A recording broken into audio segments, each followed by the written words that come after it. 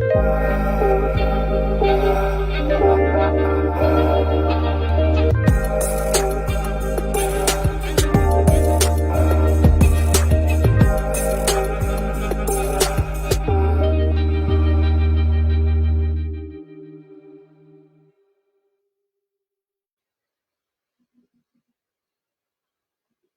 everyone. Thank you so much for joining us here at the Glow Up in the month of April. Can you guys believe it? It is already April 2023. Where has the year gone? My name is Laura Chacon-Garbato. It is a pleasure and an honor to be with you today. Thank you so much for joining us. This is a very special and exciting segment because we have a very special guest today. But before we bring her in, please let us know where you're calling from. Put it in the chat. Let us know the country. We always get people from all over the world, and we love to give you shout outs. So let us know where you're calling from. Let us know what time zone are you in? Is it morning? Is it evening? And let us know the weather too, because it's always different in different parts of the country. But the wonderful thing about technology is that we are able to communicate through this medium. You could be in Italy or in Turkey, or we have people from all over Europe, all over Asia, all over. Sometimes we have people from India connecting, and then we have people from the States, and we have different time zones here in the States. So please let us know where you're calling from, and do know that we are going to be taking questions at the end of the segment. So as you are hearing the conversation with this very special person that I'm going to bring on in a couple minutes, please let us know what questions you have, because she is going to be answering questions for you. This is exciting because we know that in many, many parts of the world, summer is around the corner. We know that maybe in your side of the world, maybe it's winter, but just know that these tips that you're going to hear from this very special person, you can apply at any time that you want to start a routine, but especially during the summer. And I think the reason why, especially during the summer, is because we tend to use less attire during the summer. We tend to show off a little bit more skin during the summer. And the most important thing is that we feel comfortable in our own skin. So I want to bring on someone who has been traveling the world. I had to ask her months ago, okay, doctor, are you available to join us this day? Are you going to be traveling? And she was like, you know what? I am just getting back from a trip that weekend. I am available to do the Glow Up live with you in April. So she is not only my colleague, she is my friend, but she is the worldwide director of sports performance and nutrition education worldwide. She is traveling all over the world, teaching about sports nutrition and how to get started. And so she's going to be giving us some great tips on how to kickstart our summer routine, mine too, with workout and especially with nutrition, because that's her specialty. Her specialty is talking about how nutrition plays a key role. So no more time. With that being said, I'd like to welcome Dr. Dana Ryan to the Glow Up. Welcome, Dr. Dana. Hey, Laura, thanks so much for having me. Thank you so much for being here. I know that you have been traveling the world. I know that you have been off and you have been all over the place. So thank you so much for joining us today. We know that your time is valuable and we know how busy you are, but thank you for making time for our amazing audience here at the Glow Up to answer some great questions. Of course, it's my pleasure. I know we have people from Canada, the UK, all throughout the US. So welcome, everybody. Thank you so much for joining us. It's always an honor to be here with you. I think this is my first time on the Glow Up, so very excited to be here. Thanks again for coming back. I see we also have, I think we have Doug from Missouri, Lalo from Monterrey, and we have people from Cherie from Texas. So thank you guys for joining us today. And Dr. Dana, we know that summer is around the corner. And we know that, we all want to look amazing, obviously. We all want to look great with less on, because that tends to happen during the summer, but sometimes it can be intimidating. Especially if we've been a little bit sedentary, let's say in the month of January, February, and March. and sometimes, we really don't know how to get started. So can you tell us a little bit about why nutrition is so important when you kick off your summer routine? Why is nutrition key and why is it important? Absolutely. I mean, first and foremost, nutrition is obviously always very important. It's the fuel for our body. You don't want to be putting low-grade fuel into your body. It won't help you perform. But in the summer months, we have added elements like extra heat. You're going to be sweating more. And all of these different things play a role into how we have to fuel our body. But most important thing, if you haven't been that active, take your time. You don't have to go from 0 to 100 overnight. There's time. You're thinking about it now. Just little steps every single day, starting to get you back into that routine is really important to protect yourself, to make sure that you don't get hurt. I love that. Baby steps. Because sometimes we think, oh my goodness, I have to do it all at once because summer is right here. But I know that can also be dangerous. So I love that you're talking about taking it one step at a time. So how can we get started? So let's say somebody, has been pretty sedentary in the, last couple of months. They really don't know how to get started. So what should be the key things to know? What should they get started with? What do they need to know before they start their workout? What are the products that they should be consuming before and why? Yeah.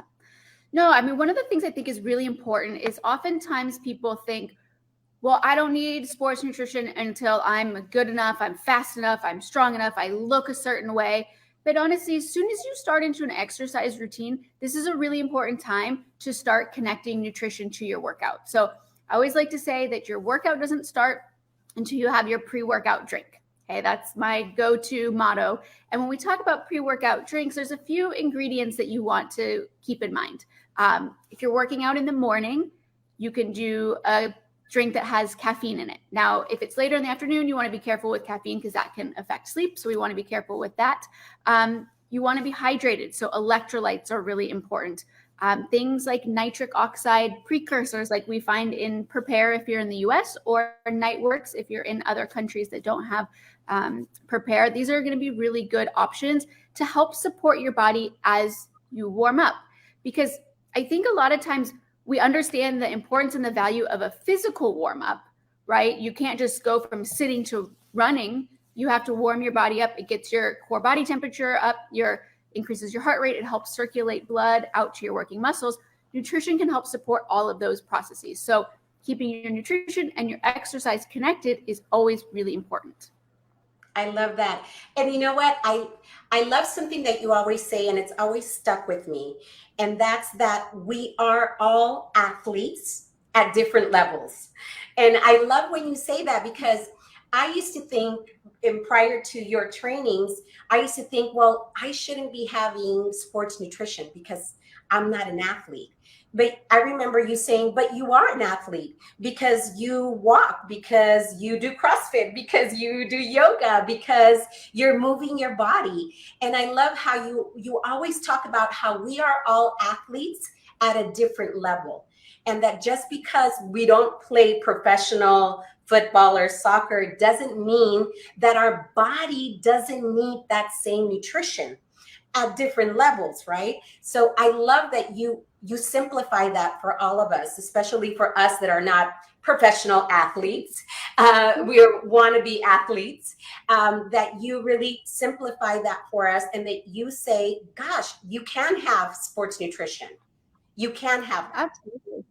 Yeah, and it's so important. I think, especially as we get older, we oftentimes don't give ourselves the credit that we deserve, or we don't think that we're good enough, or we don't allow ourselves the permission to think of ourselves in a certain way. And like you said, sure, not everyone is a LA Galaxy player, not everyone is a professional athlete, but you're still pushing your body, you're still moving your body. And especially when you're starting into an exercise routine, it's a lot of new stress and demand on your body. And you've really got to make sure that you take care and fuel yourself properly.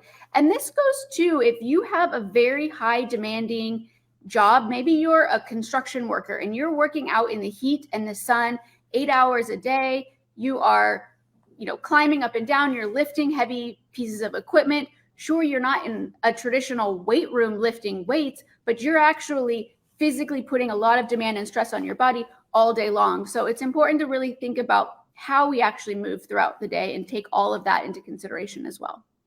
I love that. I love that, because you talked about something that we don't talk about, and how we move our bodies outside of the gym, right? Like you said, a construction worker probably works harder on an everyday basis that most of us do on the gym, because, like I do heavy weights when I do CrossFit, but I only do it for an hour. If you're in construction, you're doing it for many, many, many hours. So the fact that you talk about that somebody like that can be taking sports nutrition to fuel their body throughout the day is amazing, and it's important. It's a good thing to note. So Dr. Dana, okay, so we talked about what you should drink before your workout and the whys.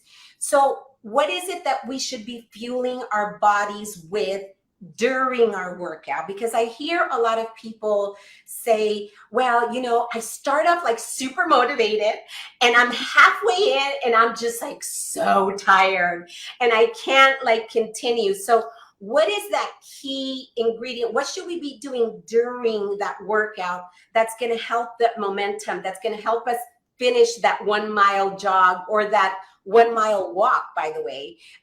So how does that look? What is it that we need to be putting in our bodies during the workout?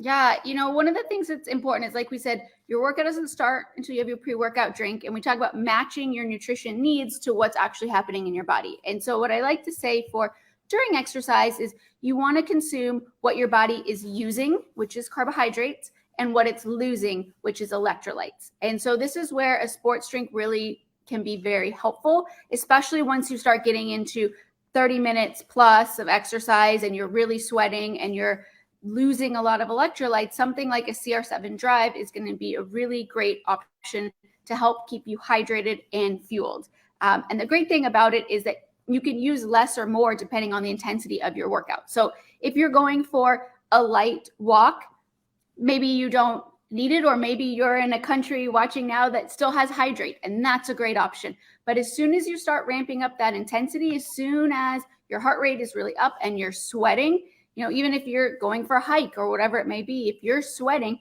you need to replace those electrolytes. So something like CR7 Drive can be a really great option. And for those lighter workouts, if you're fortunate enough to have hydrate, then you can use hydrate as well.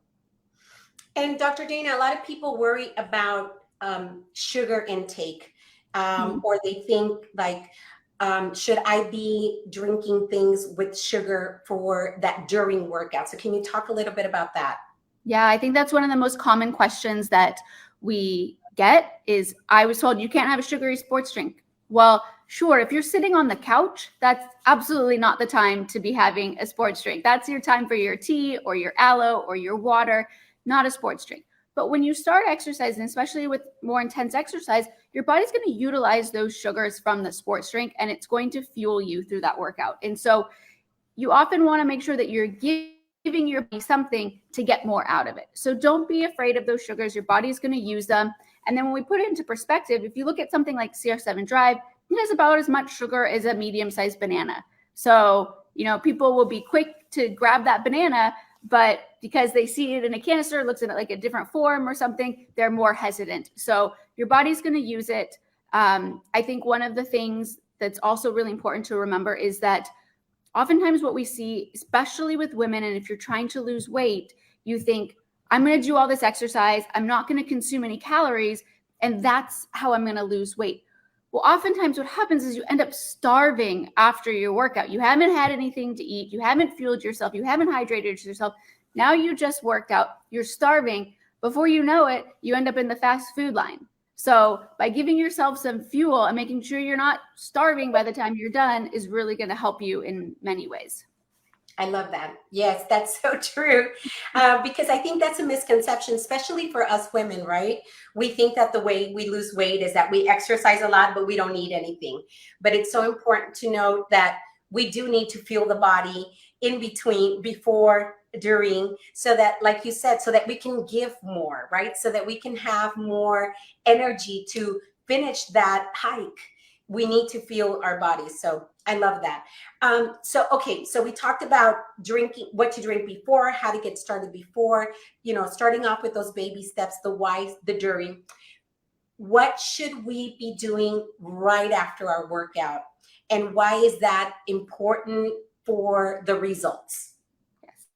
So like we said at the beginning, your workout doesn't start till you have your pre-workout drink. Your workout's not finished until you have your post-workout shake. That's how you end your workout every single time. Okay. And that's important for a couple reasons.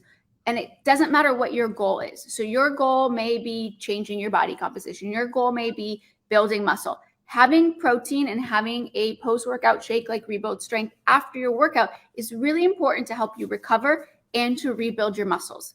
When you rebuild your muscle, having more muscle helps increase your metabolism. When you increase your metabolism, your body becomes a more efficient machine. So really important for many reasons that you always have that post-workout shake afterwards.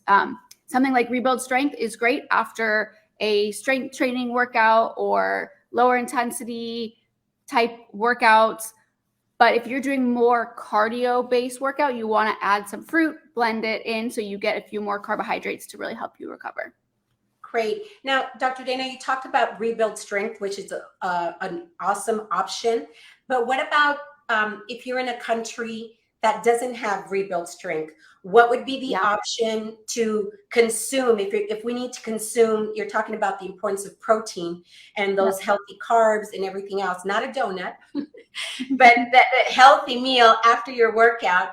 What would be the option for someone who doesn't have a Rebuild Strength like we have in many countries, which is part of our sports line here at Herbalife? What can they substitute that with and still have amazing results? Yeah, great question. I think that sometimes we think that there's only one way to do it, but the reality is with Rebuild Strength, we're trying to achieve certain goals, right? Which is at least 20 grams of protein, good high quality protein. We can do that. If you don't have Rebuild Strength, we can still build a post-workout shake with 20 grams of protein. So you can use Formula 1, maybe add PDM if you have that, a couple servings of PPP, use milk. Those sorts of combinations are going to get you to 20 grams of protein. So most important thing is to get that 20 grams of protein after your workout. Awesome. Awesome. Love it. Love it. Love it. And then once we have all that, right? So if we're going to need 3 key products to get started with our workout tomorrow, what would those products be? Sure. So you want to have something that is going to help hydrate and fuel you. So maybe it's a CR7 drive, a hydrate, along with your pre-workout. So either a prepare, maybe a night works and a lift off, something with caffeine to have at the beginning, and then your post-workout shake. So whatever that combination is to get you the 20 grams of protein. So I know that was more than 3, but no, but it's a combination, right? Because I know a lot of people are hearing this, right? And they're probably like, okay, Dr. Dana, tell us what is it that we're going to need to get started? Because I'm sure a lot of people are feeling motivated about getting started with their workout routine, especially because you've helped simplify it and you've helped to really help us understand the whys, right? I think there's so much information out there in the internet that talks about, you should do this and you should do that. But we need to know the why, in order for it to stick, in order for it to make sense for us, we need to understand why is it that we need to do that. So thank you so much for simplifying that and for actually making it very simple on the whys of drinking before, during, and after workout.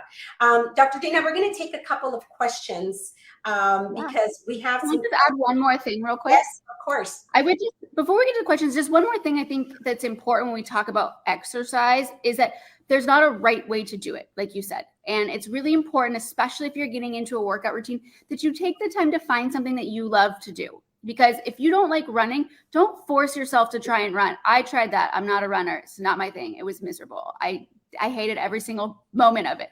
So find something that you love to do, because then you're going to do it more often, right? If we think back to exercise when we were a kid, we did it because it was fun. It was a game. It was play. It was enjoyable. As soon as we get older, it's all about, oh, I have to do this because I need to change my body. No, love your body for what it is. Find something you love to do, and it's going to be much more enjoyable. And then when you combine that with good quality nutrition, you're really going to start to see the changes. So don't be afraid of having to fit into a certain box of doing a particular type of workout.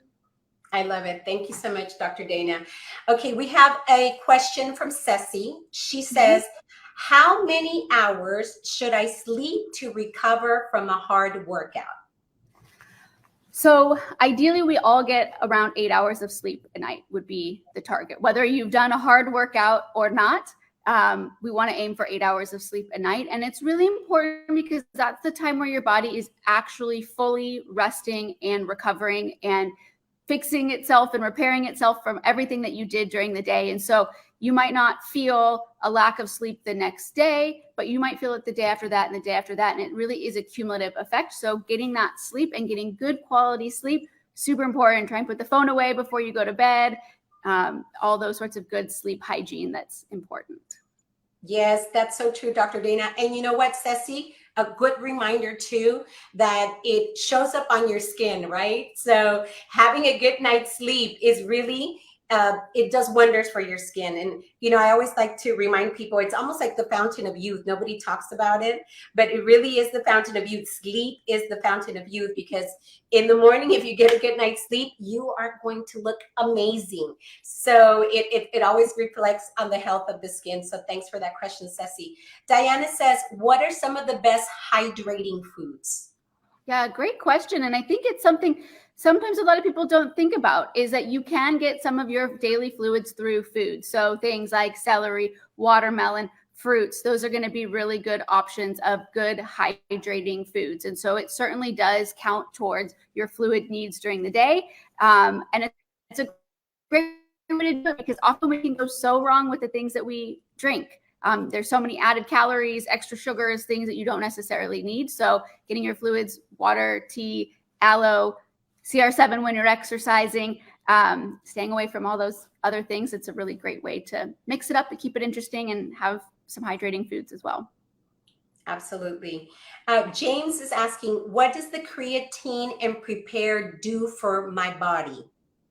Yeah, I love that question. So creatine, I feel like sometimes it has a bad reputation for some reason. I'm not really sure why, but it's one of the most studied, if not the most studied, sports nutrition ingredient. And what it does is creatine is responsible for helping you with those explosive type movements. So if you're doing interval type training, if you're doing any sort of sprints, any sort of HIIT training where you're on, off, that quick explosive movement, that is going to be helped out by creatine. So building those creatine stores in your body, really important to help you with those explosive quick movements. Awesome. Thank you so much for clearing that up for us. Rebecca says, I have heard about not doing a lot of cardio because you lose more muscle. Is that correct? So cardio and strength are both very, very important to incorporate every single week. So cardio, you want to make sure you're training your cardiovascular system, your heart, your breathing, all of that stuff is very, very important for your overall health, your overall being. So we have to do cardio. But it's also really important that we incorporate strength training along with our cardio. We don't want only one or only the other. Strength training is important, again, building muscle mass that helps our metabolism, but strength training, especially for females, is also going to help with our bones, which is very, very important as we get older. So I wouldn't say that one is better than the other, or one is going to be a hindrance to you. It's really important that you incorporate both. I would say at least try and do cardio 3 to 4 days a week, 2 to 3 days of strength training, and don't forget to add in your flexibility as well. So stretching is also very, very important, just as cardio and strength training are. Thanks, Dr. Dana. I feel like the stretching, that type of workout is even harder, I feel, than like the cardio and the strength training. Yeah. Really trying to see how flexible you are is not that easy. And it's so important, right? It's so important. And I think sometimes we think, oh, my back or my knees hurt or all these things. And sometimes it can be a matter of not being flexible and not stretching. If you're sitting in a chair all day, you can get really tight. So spending that time to stretch and get some good flexibility in is going to really help your body protect yourself as well. Awesome. Awesome. Gijo asks, how do you people, oh, I'm sorry, let me see. How do people who work night shifts like nurses manage their health and their sleep? I mean, I have a lot of respect for people that work night shifts and nurses. I think that's something that's obviously very, very challenging. Having never done that myself, I can't speak to it directly, but things like blackout curtains and different strategies like that allow you to get some good sleep, even if it's in the middle of the day, and making sure you're in a dark, cool room so that you're able to actually sleep and get some rest. Yeah, absolutely, Gijo. Get your 8 hours when you get home. It's probably going to be a little bit harder, but it's important that you still get at least minimum those 8 hours. Of course, if you can get more, go for it. And the last question that we're going to take today, Dr. Dana, is it better to work out fasted or after eating? So we could go on for hours about this topic, and you could probably have lots of people that have different opinions on this. There is a strategy with fasted cardio. If you're working with your trainer, if you're working with someone that knows what they're doing, there can be some benefit to it to do it in a very specific way. However, if you're going to perform at your best, it's never going to be when you're fasted. So giving yourself a little bit of fuel to help you push a little harder is always going to be my preferred approach. So I would say fuel yourself, put good nutrition in your body, get more out of it. That's always going to be my preferred way and suggestion of going.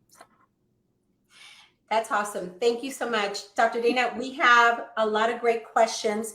We want to invite you back in a couple of months, and we want to make sure that we know what subject to bring. So I'm going to ask the audience right now to give us some suggestions on what else you would like Dr. Dana to talk about next time she joins us. I'm going to pin her down now for in a couple of months because she's going to be traveling around the world. But what else would you like to hear her talk about? Her specialty is in sports performance and nutrition. Are there any things that we didn't touch on today that you would like her to go more into depth? And we can bring another segment with her where she can go into depth into those questions. Dr. Dana, really, thank you so much for giving us your time, for giving us your knowledge, for sharing with all of us. I always learn something new, and I have the privilege of working with her and seeing her often, but I always learn something new. So thank you so much, Dr. Dana. We really appreciate your time, and we appreciate you joining us today. My pleasure. Thank you for having me, and I can't wait to be back. Thank you so much. And thank you to all of you. We will be checking that chat. So let us know what you would like Dr. Dana to talk about next time she joins us here at the Glow Up. Thank you so much, everyone, for your time. And don't forget, it's on replay. So if somebody didn't join the segment, you can share the replay of this training today or of this talk.